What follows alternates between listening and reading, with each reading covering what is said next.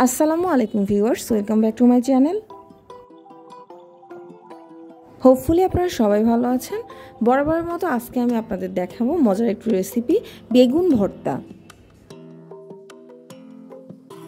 এখানে আমি দুইটি মাঝারি সাইজের বেগুনকে খুব ভালোভাবে পরিষ্কার করে ধুয়ে কেটে নিয়েছি।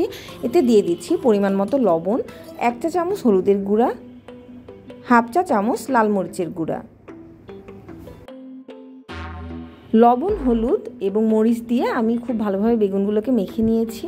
এবার আমি চুলায় বসিয়ে দিয়েছি একটি পাত্রটিকে গরম করে এতে আমি সরিষার তেল দিয়ে দিয়েছি। সরিষার তেলে আমি 4টি শুকনা মরিচকে ভেজে নিচ্ছি। শুকনা মরিচ ভাজার ওই তেলেই আমি একে একে সমস্ত বেগুনগুলো দিয়ে দিচ্ছি। আপনারা যদি বেগুন ভাজার ক্ষেত্রে সরিষার তেল ব্যবহার করেন তাহলে কিন্তু ভর্তাটি খেতে বেশি মজার হবে। একে একে সমস্ত বেগুনগুলোকে আমি দিয়ে মিডিয়াম আঁচে খুব ভালোভাবে ভেজে নিব।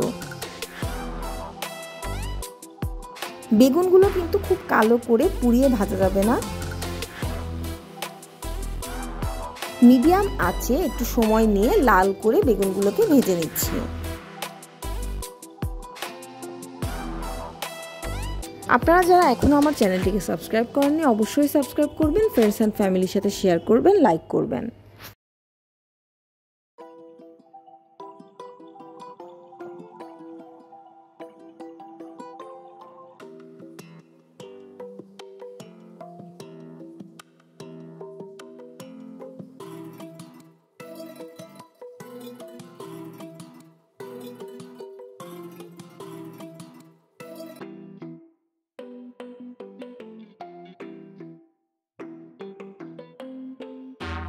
বেগুনগুলো খুব ভালোভাবে ভাজা হয়ে গেছে। এবার আমি একে একে সমস্ত বেগুনগুলোকে তুলে নিচ্ছি।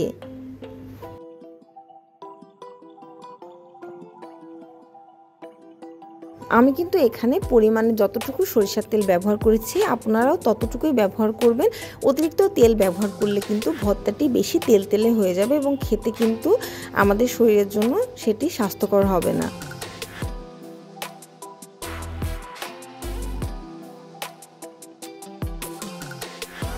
বেগুনগুলোকে আমি 2 বারে খুব ভালোভাবে ভেজে নিয়েছি। এবার ওই পাত্রেই আমি 4 কোয়া রসুন এবং 2টি কাঁচামরিচকে হালকা করে ভেজে নেব।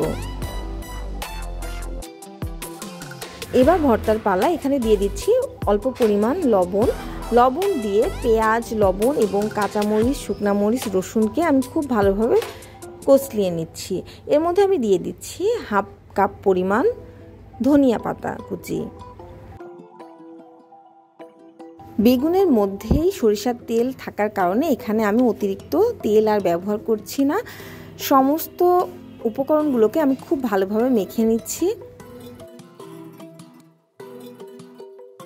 ভর্তার টেস্ট কিন্তু অনেকটা মাখানোর উপর নির্ভর করে। পেঁয়াজ মরিচগুলোকে আমি খুব ভালোভাবে মেখে নিচ্ছি, এতে করে ভর্তাটি খেতে অনেক মজার হবে। খুব ভালোভাবে পেঁয়াজ মরিচগুলো মেখে নেওয়ার পরে আমি এতে দিয়ে দিচ্ছি ভেজে রাখা বেগুনগুলো। এবার বেগুনগুলো আমি পেঁয়াজ মরিচের সাথে খুব ভালোভাবে মেখে নিচ্ছি।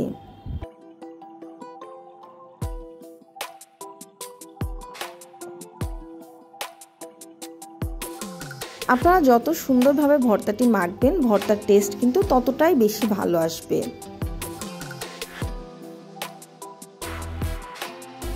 রেসিপিটি ফলো করে অবশ্যই একবার হলেও বাসায় আপনারা ট্রাই করবেন। আশা করি আপনাদের মুখে এর স্বাদ সারা জীবন লেগে থাকবে। 1 প্লেট গরম ভাত দিয়ে কিন্তু এই বেগুনের ভর্তাটি একেবারে জমে যাবে। রেসিপিটি আপনাদের কেমন লাগলো অবশ্যই কমেন্ট বক্সে আমাকে কিন্তু জানাতে ভুলবেন না। Thanks for watching my video.